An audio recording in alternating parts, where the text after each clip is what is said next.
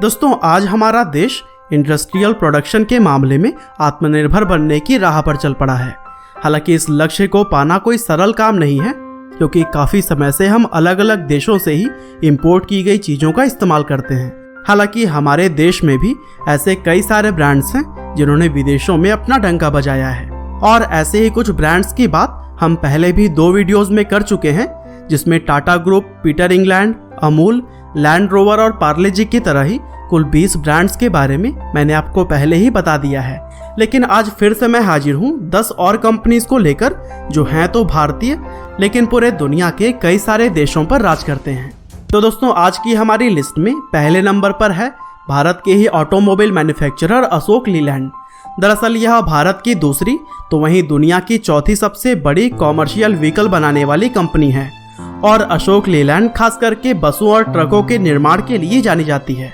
दरअसल अशोक मोटर्स की स्थापना 1948 में रघुनंदन सरन ने की थी, जो कि पंजाब में रहने वाले एक भारतीय स्वतंत्रता सेनानी थे, और उन्हें भारत के पहले प्रधानमंत्री नेहरू ने इस इंडस्ट्री में इन्वेस्ट करने का सुझाव दिया था। हालांकि 1950 में जब उन्होंने इस कंपनी की शुरुआत की तो उस टाइम इसका नाम उन्होंने अपने बेटे के नाम पर अशोक मोटर्स रखा था, लेकिन बिजनेस को बढ़ाने के लिए जब 1955 में उनकी कंपनी का कोलैबोरेशन यूके की कंपनी लीलैंड के साथ हुआ, तब अशोक मोटर्स का नाम बदलकर अशोक लीलैंड कर दिया गया। और दोस्तों इंटरेस्टिंग बात यह है कि भारत में आप जो भी डबल डेकर बसों को देखते हैं उसका निर्माण भी सबसे पहले अशोक लीलैंड ने ही किया था। और दोस्तों कुछ इसी तरह से आज की हमारी लिस्ट में 9वें नंबर पर है एशियन पेंट्स। दरअसल एशियन पेंट्स लिमिटेड एक मल्टीनेशनल पेंट कंपनी है जिसका हेडक्वार्टर मुंबई में मौजूद है। और अगर इस कंपनी के शुरुआत की बात की जाए तो इसे 1942 में चंपकलाल चौकसी, चिमनलाल चौकसी, सूर्यकांत दानी और अरविंद वकील नाम के 4 दोस्तों ने शुरू किया था। और एशियन पेंट्स भारत के जहां नंबर 1 पेंट कंपनी है, वहीं यह दुनिया की भी सबसे बड़ी paint and coating manufacturer company के तौर पर गिनी जाती है। और दोस्तों इस तरह से एशियन पेंट्स दीवालों के साथ साथ भारत देश की भी चमक पूरी दुनिया में ही बिखेर रही है।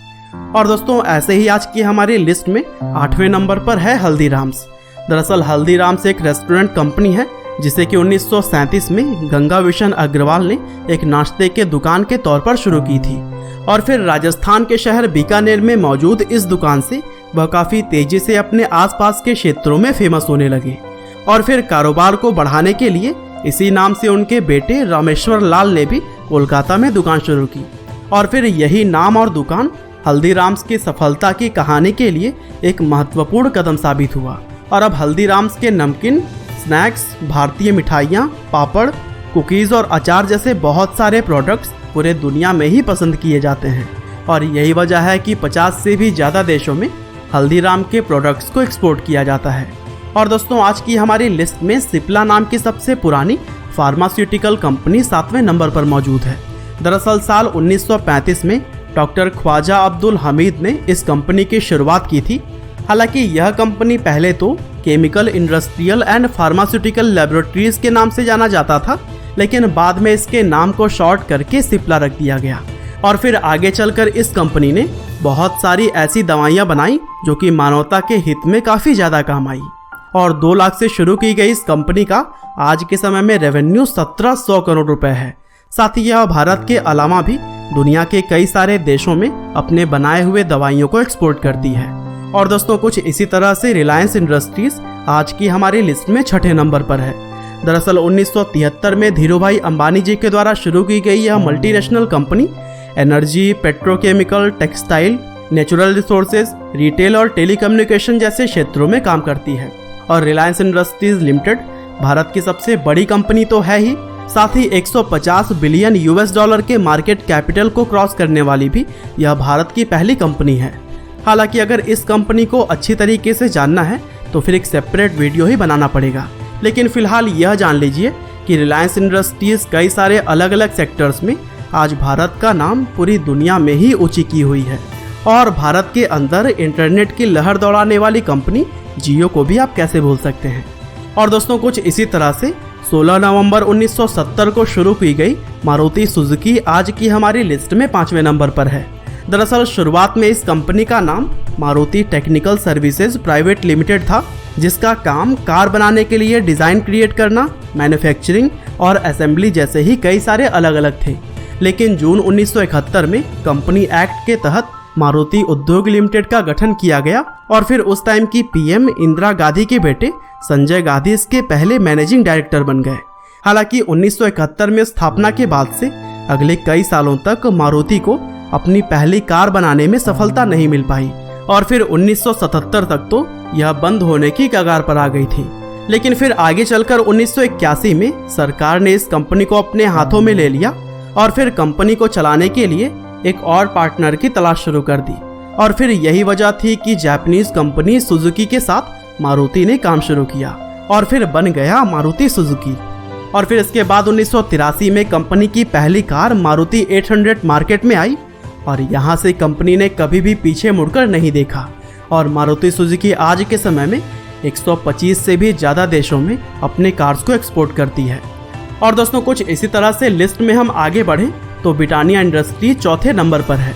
दरअसल ब्रिटानिया इंडस्ट्रीज भारत की टॉप फूड कंपनीज में से एक है और साथ ही यह दुनिया भर में भी बिस्किट, केक, रस के साथ साथ डेयरी प्रोडक्ट्स के उत्पादन के लिए जानी जाती है। और हमारे पसंदीदा ब्रांड्स जैसे कि good day, tiger, nutri choice, milk biscuit और मैरीगोल्ड भी ब्रिटानिया के ही प्रोडक्ट्स हैं। और दोस्तों कुछ इसी तरह से 1978 में स्टार्ट हुई टीवीएस मोटर कंपनी आज की हमारी लिस्ट में तीसरे नंबर पर है। दरअसल यह कंपनी मोटरसाइकिल, स्कूटर, 3 व्हीलर के अलावा स्पेयर पार्ट्स बनाने का काम करती है और टीवीएस मोटर भारत की तीसरी सबसे बड़ी मोटरसाइकिल बनाने वाली कंपनी है। यहाँ तक कि यह कंपनी हर साल 40 लाख से भी ज़्यादा गाड़ियों को बेचती है। साथ ही टीवीएस मोटर ने इसी साल अप्रैल में इंग्लैंड की रेसिंग बाइक्स बनाने वाली कंपनी नॉर्टन मोटरसाइकिल को भी खरीद लिया है और अब कई सारे देशों में भी यह भारतीय कंपनी राज करने लगा है। और दोस्तों वहीं अगर हम बात करते हैं लिस्ट में दूसरे नंबर की कंपनी की तो वह है बजाज ऑटो। दरअसल बजाज ऑटो लिमिटेड भारत की एक 2 व्हीलर और 3 व्हीलर मैन्युफैक्चरर है और इसका हेडक्वार्टर पुणे, महाराष्ट्र में है। और दोस्तों बजाज ग्रुप के अंतर्गत आने वाली इस कंपनी की स्थापना स्वतंत्रता सेनानी और बिजनेसमैन जमनालाल बजाज ने 1945 में की थी और आज बजाज ऑटो लिमिटेड के चेयरमैन उनके बेटे राहुल बजाज हैं और कंपनी का कार्यभार राहुल बजाज के भी बेटे राजीव बजाज संभालते हैं। साथ ही बजाज ऑटो 3 व्हीलर्स बनाने के मामले में दुनिया की सबसे बड़ी कंपनी भी है और यह भारत के अलावा एशिया, अफ्रीका और दक्षिण अफ्रीका जैसे बहुत सारे देशों में राज करता है। और दोस्तों आज की हमारी लिस्ट में सबसे पहले नंबर पर है HCL टेक्नोलॉजीज। दरअसल HCL एक मल्टीनेशनल IT और कंसल्टिंग कंपनी है जिसका हेडक्वार्टर नोएडा में मौजूद है और इस कंपनी के फाउंडर हैं मशहूर बिजनेसमैन और समाज सेवी शिव नडार। और दोस्तों शिव नडार ने साल 1967 में कूपर इंजीनियरिंग नाम के एक कंपनी से अपने करियर की शुरुआत की थी, लेकिन वे इस जॉब से संतुष्ट नहीं थे क्योंकि वह अपना बिजनेस शुरू करने की ख्वाहिश रखते थे। और फिर 1976 में 6 युवा इंजीनियर्स के साथ उन्होंने माइक्रोकॉप लिमिटेड नाम की एक कंपनी बनाई जो कि टेली डिजिटल कैलकुलेटर्स बेचने का काम करती थी। हालांकि इसके बाद उन्होंने इसी साल हिंदुस्तान कंप्यूटर्स लिमिटेड यानी कि HCL नाम की भी एक कंपनी खोली जो कि कंप्यूटर्स बनाने का काम किया करती थी। और फिर जब 1977 में IBM ने भारत छोड़ा था तब HCL की काफ़ी ज़्यादा डिमांड हो गई और फिर कंपनी ने सफलता की नई ऊंचाइयों को छूना शुरू कर दिया और फिर देखते ही देखते इसने देश विदेश में भी अपने पैर पसारने शुरू किए और आज HCL 44 से भी ज़्यादा देशों में अपने सर्विसेज देता है। तो दोस्तों यह थे 10 ऐसे भारतीय ब्रांड्स जिनका बोलबाला दुनिया के कई सारे देशों में है। हालांकि इस सीरीज़ के पिछले 2 वीडियोस को अगर आपने नहीं देखा है तो उसे भी ज़रूर देखिएगा, लिंक आपको डिस्क्रिप्शन में मिल जाएगा। बाकी आज का यह वीडियो आपको कैसा लगा हमें कमेंट करके ज़रूर बताइए और साथ ही चैनल को सब्सक्राइब करके बेल आइकन को भी दबाना ना भूलिएगा। आपका बहुमूल्य समय देने के लिए बहुत बहुत धन्यवाद।